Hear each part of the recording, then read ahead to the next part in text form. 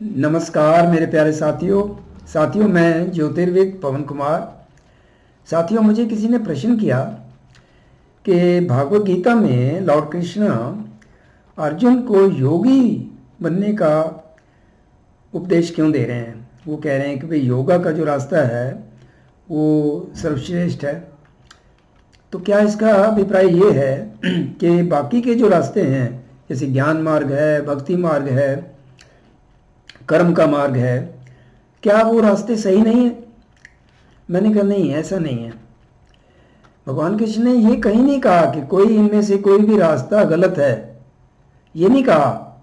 लेकिन योगा के रास्ते को सर्वश्रेष्ठ क्यों बताया, आइए हम इस वीडियो में आज इस बात पे चर्चा करते हैं, क्योंकि ये समझना बड़ा ज़रूरी है। देखिए, सबसे पहले हम देखें, ये श्लोक है, श्लोक नंबर 42वां भगवद गीता के 6ठे अध्याय का। क्या है ये श्लोक? तपस्विधियो अधिको योगी ज्ञानी भयोपि मतो अधिका कर्मी भयश्चा अधिको योगी तस्माद योगी भवा अर्जुना। इसका डायरेक्ट मीनिंग, सीधा मीनिंग क्या निकलता है कि भगवान कृष्ण कह रहे हैं अर्जुन को कि हे अर्जुन, योगी तपस्वियों से श्रेष्ठ है, ज्ञानियों से भी श्रेष्ठ है, और जो कर्म योग है, जो कर्म का रास्ता अपनाते हैं, उससे भी श्रेष्ठ है। इसलिए हे अर्जुन, तुम योगी बनो। सबसे पहले ये क्लियर करना बड़ा ज़रूरी है कि भगवान कृष्ण यहाँ पे किस योग की बात कर रहे हैं। तो भगवान कृष्ण ये हठ योग की बात नहीं कर रहे। हठ योग के जो आसन है ना, वो आपके फिजिकल बॉडी के लिए हैं। आध्यात्मिक साधना के लिए तो राज योग है, अष्टांग योग, महर्षि पतंजलि का दिया हुआ, ये उसकी बात है। वही अपने आप में संपूर्ण योगा है, जिसमें प्राणायाम भी आता है। यम नियम से स्टार्ट होता है, वो कैरेक्टर बिल्डिंग, वो ज़रूरी है, वो नीम है। और उसके बाद उसमें प्राणायाम भी है, उसमें एक आसन में बैठने की प्रैक्टिस, जिसमें कि आप लगातार बैठ सको ताकि ध्यान में जा सको, और उसमें ध्यान भी है। तो वो संपूर्ण योग है, राजयोग, अष्टांग योग, उसकी बात हो रही है। अब वो कह रहे हैं कि भाई योगी जो है वो तपस्वियों से श्रेष्ठ है, ज्ञानियों से भी श्रेष्ठ है, और जो कर्म योगी हैं, कर्म का रास्ता अपनाते हैं, उससे भी श्रेष्ठ है। इसलिए हे अर्जुन, तुम योगी बनो। देखिए, भगवान कृष्ण ने ये कहीं नहीं कहा कि जो बाकी के रास्ते हैं वो गलत हैं। वो सारे रास्ते भी बीच में आते हैं। देखिए, ये बड़ा महत्वपूर्ण है इस चीज़ को समझना। तपस्वी कौन है?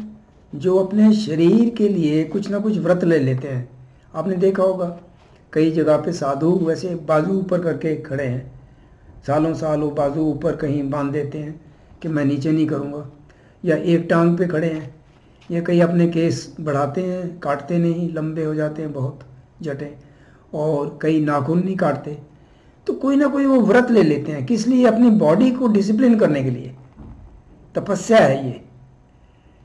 लेकिन वो कह रहे हैं कि भाई इतना आप शरीर को कष्ट देने की जरूरत नहीं है। अब इसमें बात करें कि देखिए, क्या भक्ति योग गलत है? नहीं, बिल्कुल नहीं। अब ये प्रकृति के हिसाब से है। जिस व्यक्ति की प्रकृति ऐसी है कि उसके अंदर फेथ है इनबॉर्न, क्योंकि भक्ति मार्ग में फेथ की बड़ी ज़रूरत है। फेथ के बिना भक्ति मार्ग पर नहीं चल सकता कोई भी।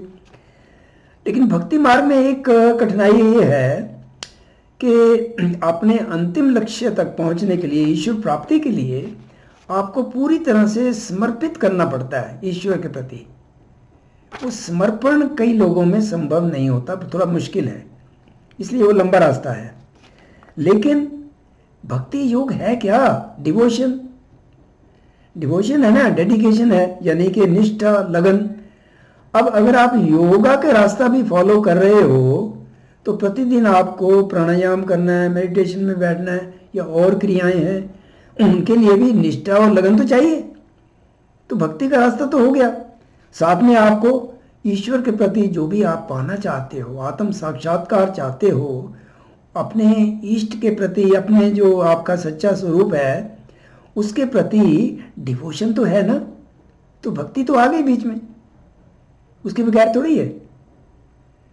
अब ज्ञानियों से देखिए, ज्ञान का रास्ता समझिए, हमारे जो वेद हैं उनमें उपनिषद हैं, वेदांत का जो रास्ता है वो ज्ञान का रास्ता है, ज्ञान का मार्ग है। लेकिन उसमें भी क्या है, उसमें 3 उसके स्टेप्स हैं। क्या? श्रवण, मनन और निधिध्यासन। श्रवण, पहले तो ज्ञान पढ़ा है हमारे उपनिषदों में, ज्ञान को अर्जित करना है। लेकिन ज्ञान अर्जित कर लेना ही काफ़ी नहीं, उसके ऊपर मनन, विचार, क्योंकि कई तरह के डाउट्स मन में आएंगे कि ये कैसे है, ये कैसे है, वो उनका समाधान भी ज़रूरी है। उसके बाद फिर तीसरा जो इसका जो स्टेप है वो है निधिध्यासन, यानी कि जिसमें प्राणायाम आएगा, मेडिटेशन आएगी। उसके थ्रू ही, क्योंकि मन में 2 मुख्य उसके अवगुण हैं। एक तो है विक्षेप, मन बिखरा पड़ा है, उसको फोकस करना, वो प्राणायाम के थ्रू, मेडिटेशन के थ्रू होगा। फिर मन का मल, मन में बहुत ही मल इकट्ठा हो रहा है, उसकी शुद्धि भी जरूरी है, प्योरिटी ऑफ माइंड। उसके लिए कर्मयोग काम आता है। एक जगह उल्लेख है, कर्मयोग मीन्स दूसरों की हेल्प करना, दूसरों के लिए कुछ कार्य करना, यानी कि अनसेल्फिश वे में दूसरों के लिए कुछ कार्य है जो दूसरों को हेल्प करना, वो कर्मयोग हो गया। साथ ही साथ आप अगर योगा का रास्ता भी फॉलो करते हो तो आपको हर रोज़ उठ के भाई प्राणायाम करना है, मेडिटेशन में बैठना है, ये क्रियाएं हैं, तो उसके लिए भी ये भी तो कर्म है ना। प्राणायाम तो सहज कर्म बोला गया इसको, जो कि जन्म से शुरू होता है, मरण तक है। मीराबाई ने क्या कहा है, मेरे जन्म मरण के साथी तो ही न बिसरूं दिन राती। जन्म मरण के साथी कौन है? सहज कर्म, प्राणायाम, जो श्वास चल रहा है, जन्म से शुरू होता है, मरण तक है, उसकी क्रिया है। तो वो सब करने के लिए भी आपको उसमें निष्ठा चाहिए, एक किस्म की भक्ति है वो, और वो कर्म भी है, तो कर्म का मार्ग भी साथ में आ गया। अब योगा का मार्ग श्रेष्ठ क्यों है? देखिए समझिए, भक्ति योग में फेथ चाहिए। अब कई लोग हैं उनको फेथ नहीं बनता, बड़े साइंटिफिक माइंडेड हैं, रीजनिंग है, खासकर पश्चिम के लोग, तो वो कहते हैं भाई मेरा फेथ नहीं है इसमें, ब्लाइंड फेथ कहते हैं उसको, मैं कैसे मान लूँ।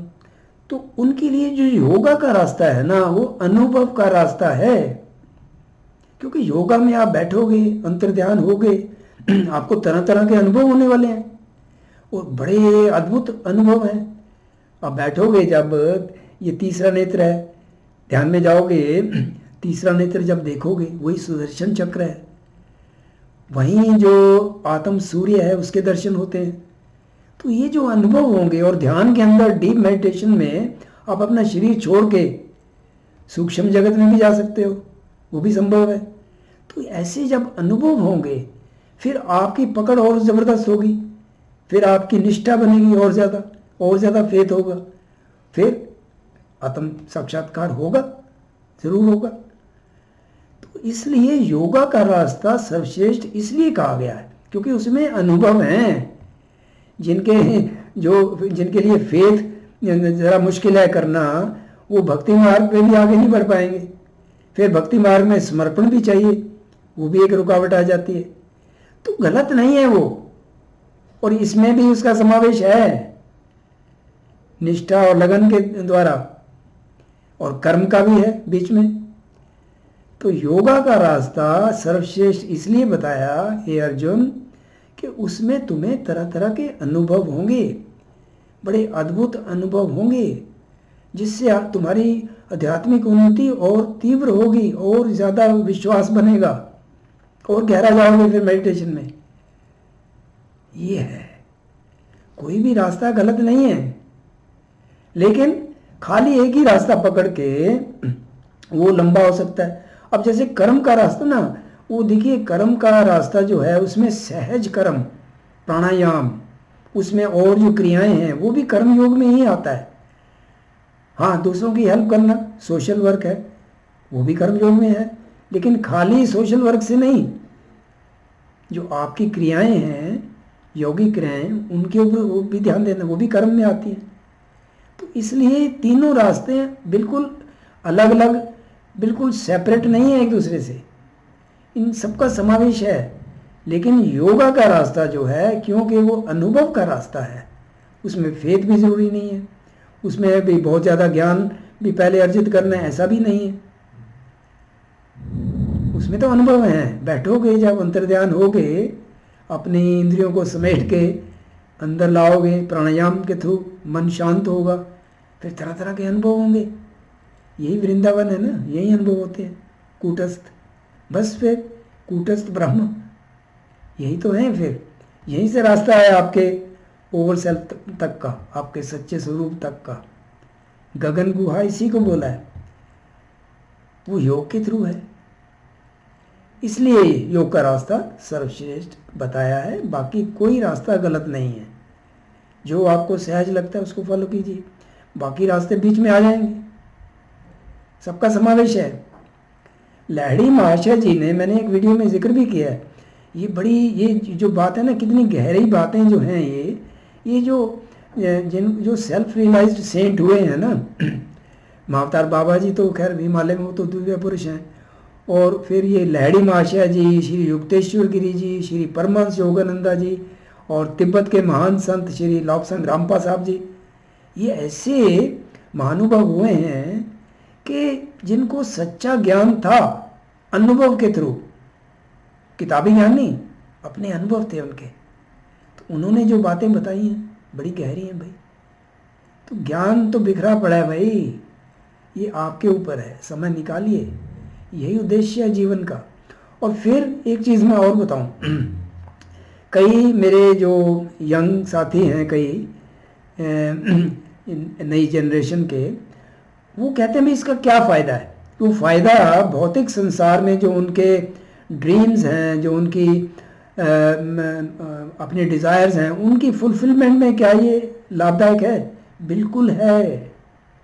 जब आपका मन शांत होगा, मेडिटेशन में जाओगे, इंट्यूटिव ज्ञान आएगा, फिर भौतिक संसार में भी, चाहे आप स्टडी कर रहे हो, चाहे आप अपने करियर में लगे हो, कुछ भी कार्य कर रहे हो, आपकी क्षमता बढ़ेगी, आपकी एकाग्रता बढ़ेगी।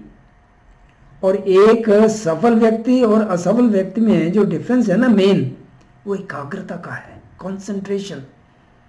तो आपको भौतिक, आपके जितने भी परस्यूट्स हैं, भौतिक जितने भी आपकी इच्छाएं हैं, उनकी पूर्ति में जो लगे हो, कैरियर के थ्रू, स्टडी के थ्रू, उसमें भी आपकी क्षमता बढ़ने वाली है, आपकी अवेयरनेस बढ़ेगी ना। नॉर्मल अवेयरनेस जो है व्यक्ति की, वो सिर्फ 10% है, बाकी की 90% जो है वो अवचेतन मन में है, सबकॉन्शियस माइंड में। और वो 2-3% भी और बढ़ जाती है ना, तो व्यक्ति जीनियस हो जाता है संसारिक दृष्टि में। तो इससे होने वाला है सारा चमत्कार। तो आपको ये नहीं आप ज़रूरत कहने की कि भाई जब मैं रिटायर हो जाऊंगा फिर मैं जा कर के आध्यात्मिक साधना की ओर ध्यान दूंगा। नहीं, तब तो बहुत देर हो चुकी होगी भाई।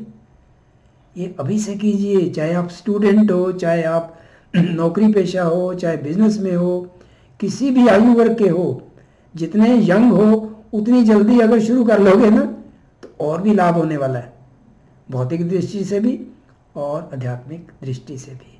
उम्मीद है मेरे साथियों, और जिन्होंने ये प्रश्न किया था उनको भी इसका समाधान मिल गया होगा। उम्मीद है इस वीडियो से आपको काफ़ी लाभ होगा, और ये वीडियो देखने के लिए बहुत बहुत शुक्रिया।